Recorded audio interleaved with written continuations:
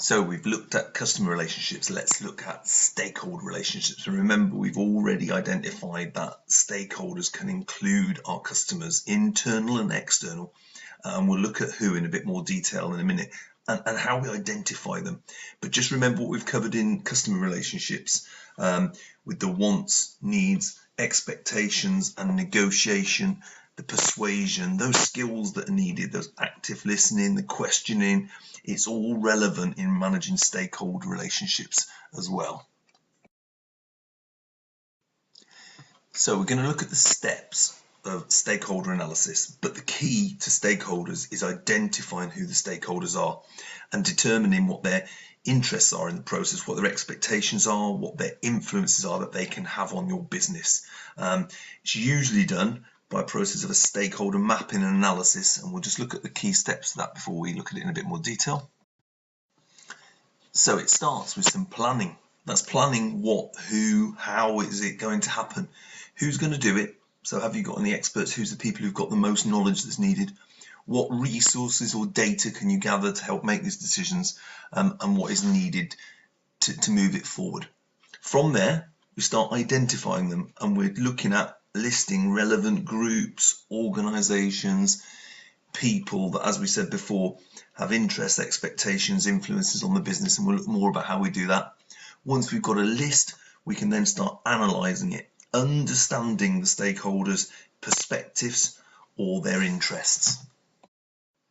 Once we've analysed them, we can start to map them. So we're trying to make some sort of visualising of what the relationships are to our objectives and to other stakeholders and where they overlap. From that, we can then start to prioritise and start ranking people on who's the most important, where we need to get them involved.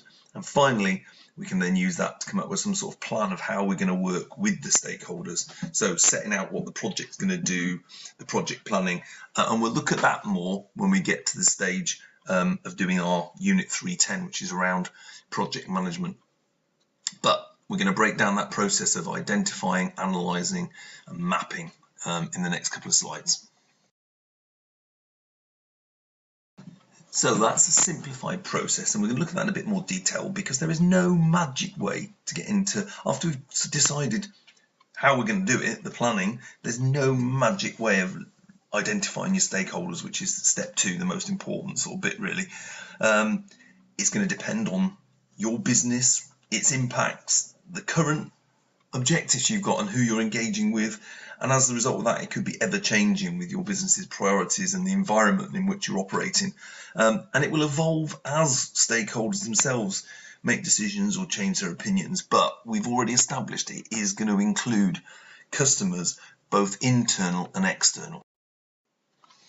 So internal and external customers could be wide ranging, and we've got like an overview there, but owners could include investors, shareholders, agents, analysts, and sort of rating agencies, people who are involved in sort of rating your business. Managers can be carrying out or implementing things, and we'll have to decide which ones are involved. And employees, current employees, potential employees, retired employees if there's a pension scheme involved, representatives and their dependents, again, if there's any sort of outstanding link with them. And external can be anything from customers, which could be direct customers or indirect customers, industry, could be suppliers, competitors, associations, opinion leaders in the industry, and even the media and their impact on your industry. Government covers everything from legislation, licensing, registration. Then there could be creditors, that could be any financial body where you've got some sort of financial impact, debit or credit, and then shareholders if the company is a public listed company. It can become quite complicated and creative. You need to be creative because you need to make sure that you encourage people to think about every possible one. At this stage, it's not about saying whether they are or not. That's when we do the analysis, but it's could they have, and what is their sort of link with the business. And because they have to be creative, it's usually done by some sort of mind mapping, brainstorming, where there's no screening and everyone just piles in their ideas of people who might be involved today, people who could have an impact tomorrow, and And other processes, sometimes some sort of process mapping, if it's about process, how the process is mapped out with a fishbone diagram, which we're going to talk about in problem solving. But basically what you want to do is influence any individuals that could or might have an influence. This example shows one about traffic citations, so giving tickets for traffic violations, etc. And you can see how it's expanded with lines and everything. And then the next one, you can see how they can be quite creative and be done by colouring in and putting everything together. Because at this stage, we're just trying to get it all down on a piece of paper so that we've got all that influence that we can think of. And then we can start looking at how we might analyse that.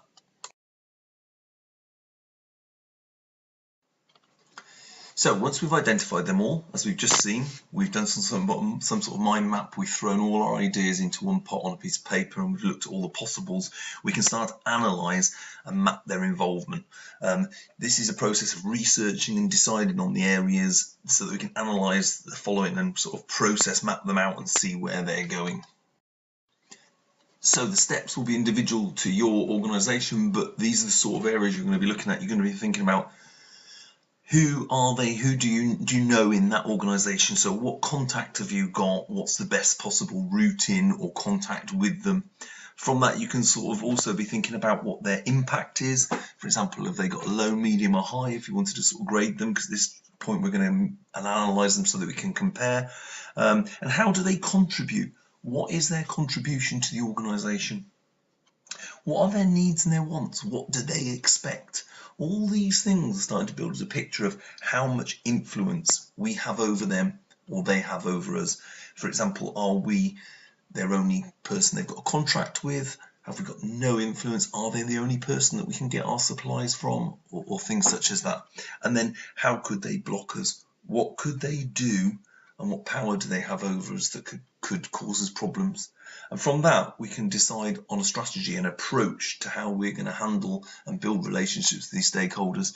And from that, we can come out with some actions to take that forward.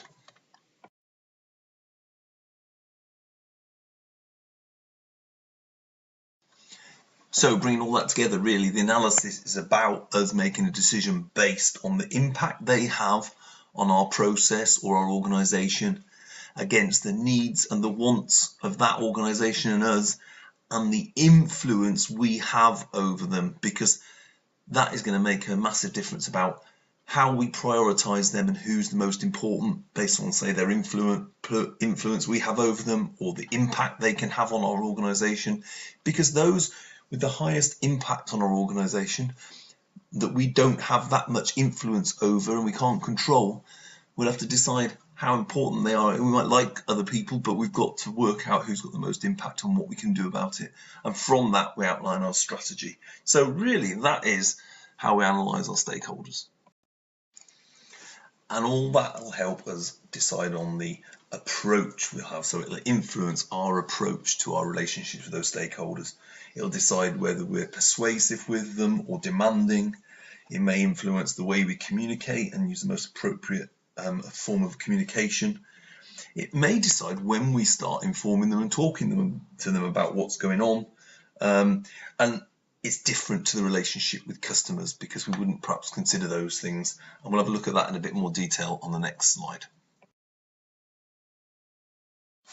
So at the end of that, we just started to indicate there are some differences between stakeholder relationship management and customer relationship management.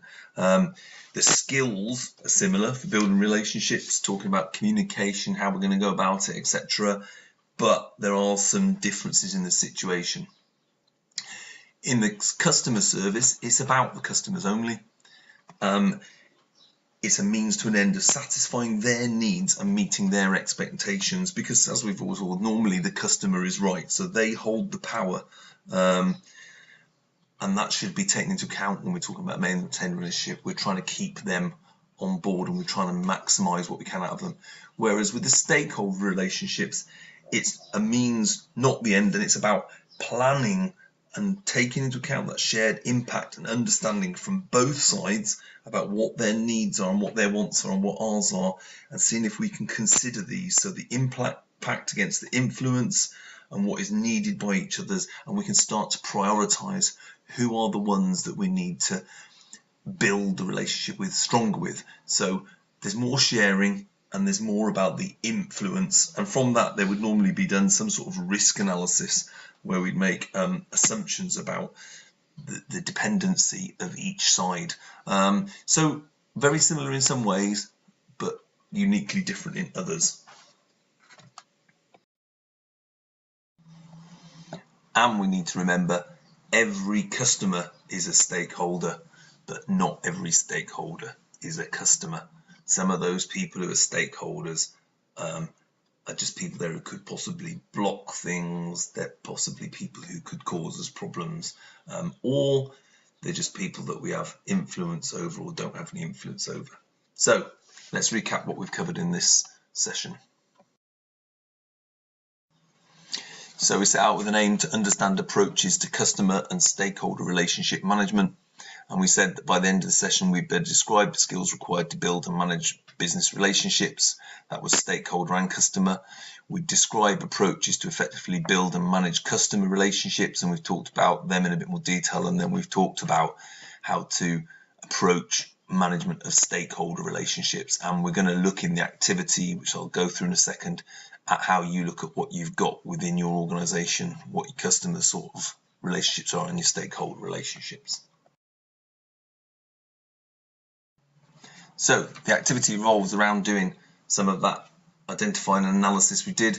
So in the sheet that's supplied in the resources, you're going to identify the stakeholders, so do some sort of mind map. There's no prescriptive way to do it, but some sort of mind map, which you could be for, say, your organization or a project or a team that you're working with. So if you've got a number of teams you work with, then just pick one perhaps, or look at the organization as a whole. And then once you've identified the stakeholders for that part of the organization, that process, that project, or your team, do some analysis, and there's a table with some of the headings we talked about which allows you to record, who they are, what their influence is, etc. And once you've completed that, you can upload that, and then we'll move on.